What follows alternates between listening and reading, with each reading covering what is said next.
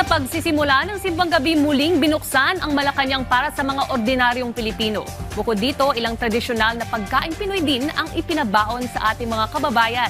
Yan ang ulat ni Clazel Pardilla.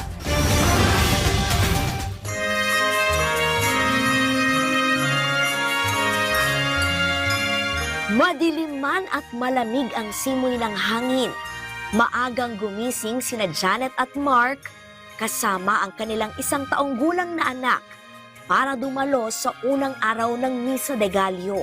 Paniwala kasi nila. Para po makompleto yung 10 days na wish daw po. Pag nakompleto daw po matutupad daw po. Ano bang pinapanalangin mo? Mawala din po yung lahat ng problema po namin sa pamilya po namin. Gaya ng Utang. Marami po utang. Sa yung ano po namin na healthy lang po lagi. Ngayong araw, pinabuksan ni Pangulong Ferdinand R. Marcos Jr. ang Malacañang para sa taunang Misa de Gallo o Simbang Gabi. 9 na araw na misa ito na ginaganap mula ika-16 hanggang ika-24 na araw ng Disyembre bilang paghahanda sa Pasko o kapanganakan ni Jesus. Sinimulan ang misa kaninang alas 4 ng umaga. Sumentro ang ebanghelyo sa paghikayat sa mga Katoliko na tingnan ang mas malalim na layunin ng tradisyong ito.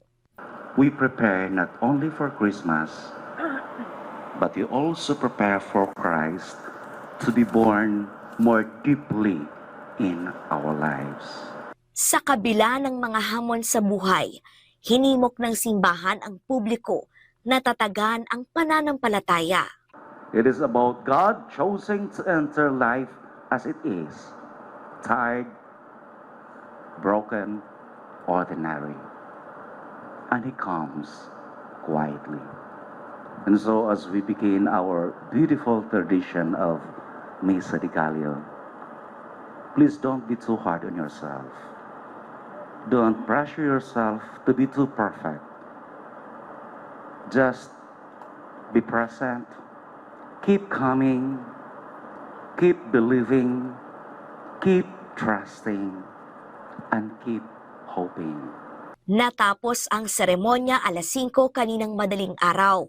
Si Cherry na lumahok sa misa, may baon sa kanyang pagpasok sa trabaho. Natutunan ko na pinangako ni Lord ang salvation, which is isa din yun sa essence ng Pasko, ang pagdating ni Jesus Christ para maisalba tayo sa ating mga kasalanan. At isa pa po ay yung pagmamahalan sa kapwa Pilipino. Naghandog naman ang tanggapan ng Pangulo ng mainit na tsokolating inumin, puto bongbong at bibingka. Kaya mabubusog na rin po ako pagpasok. Thank you, Bongbong! Ang Simbang Gabi ay hindi lamang kultura.